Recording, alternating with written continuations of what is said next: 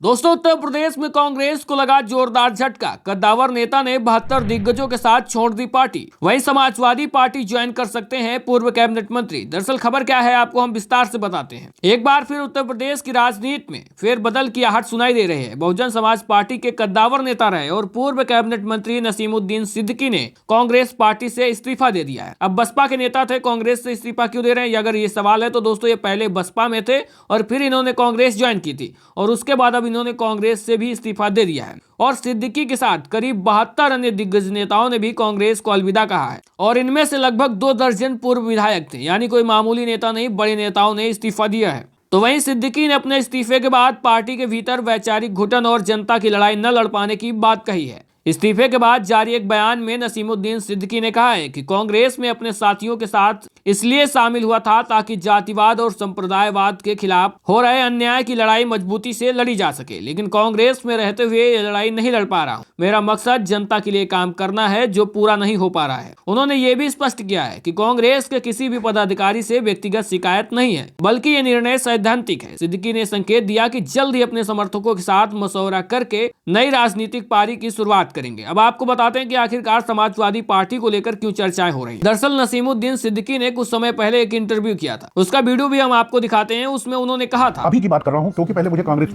Samajwadi join करनी थी। चार बार हमारी बात हुई थी कांग्रेस में जाने से पहले। ये बात है 2018 की।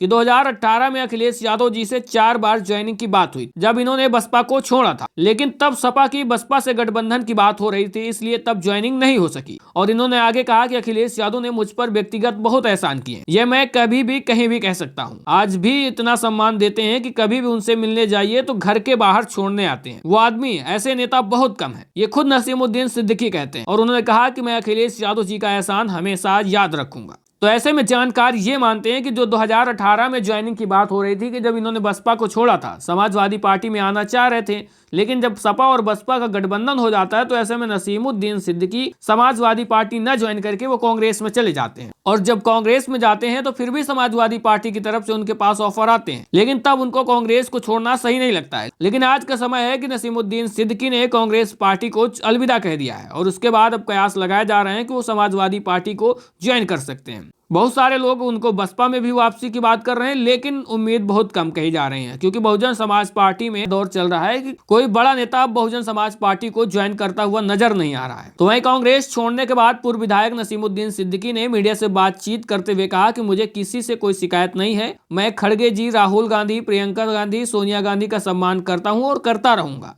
कांग्रेस में मेरे लिए कोई काम नहीं था। मैं जमीनी स्तर का व्यक्ति हूं और 8 साल तक मैं जमीनी स्तर पर काम नहीं कर पाया। मैं कभी कोई बड़ा नेता नहीं रहा हूं, ना अभी भी हूं, इसलिए मैं जमीनी स्तर पर काम करना चाहता हूं, इसलिए मैंने कांग्रेस पार्टी छोड़ी। तो वहीं उन्होंने बताया कि हमारे लोग हर जिले में हैं, लेकिन अभी जो लगभग 73 लोगों की सूची आई है जिन्होंने अभी कांग्रेस पार्टी को छोड़ा है। तो वहीं आपको बता देते हैं कि आखिरकार नसीमुद्दीन सिद्दीकी कौन है। नसीमुद्दीन सिद्दीकी मूल रूप से बांदा जिले के स्योढ़ा गाँव के रहने वाले हैं। उनका राजनीतिक सफर 1988 में बांदा नगर पालिका अध्यक्ष पद के चुनाव से शुरू हुआ। हालांकि इस चुनाव में उन्हें हार का सामना करना पड़ा। उसके बाद उन्होंने बसपा ज्वाइन की और 1991 में बसपा के टिकट से नसीमुद्दीन ने बांदा सदर सीट से विधायकी का चुनाव जीतकर इतिहास रचा। वो न सिर्फ बांदा के पहले मुस्लिम विधायक बने, बल्कि धीरे धीरे मायावती जी के खास हो गए और भरोसेमंद नेता भी बन गए। और 2007 में जब बसपा की सरकार बनी तब उनकी राजनीतिक मजबूती और प्रशासनिक क्षमता इतनी थी कि उन्हें मिनी मुख्यमंत्री भी कहा गया। 2007 से 2012 तक फुल टाइम गवर्नमेंट में मंत्री रहे। तो वहीं पिछले 2 दशकों से विधानसभा परिषद यानी एमएलसी भी रहे हैं और उनकी पत्नी हुस्ना सिद्दीकी भी 5 साल तक एमएलसी रही हैं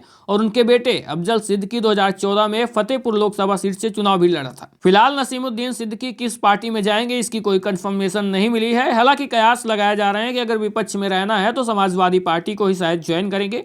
हालांकि क्या आधिकारिक घोषणा करते हैं वो आगे देखेंगे। अगर कोई खबर आती है तो हम आपको बताएंगे। फिलहाल के लिए बस इतना ही। अगर वीडियो में दी गई जानकारी अच्छी लगी है तो ज्यादा से ज्यादा लाइक और शेयर करिएगा, साथ में चैनल को भी सब्सक्राइब और फॉलो करिएगा। मिलते हैं फिर नई जानकारी के साथ।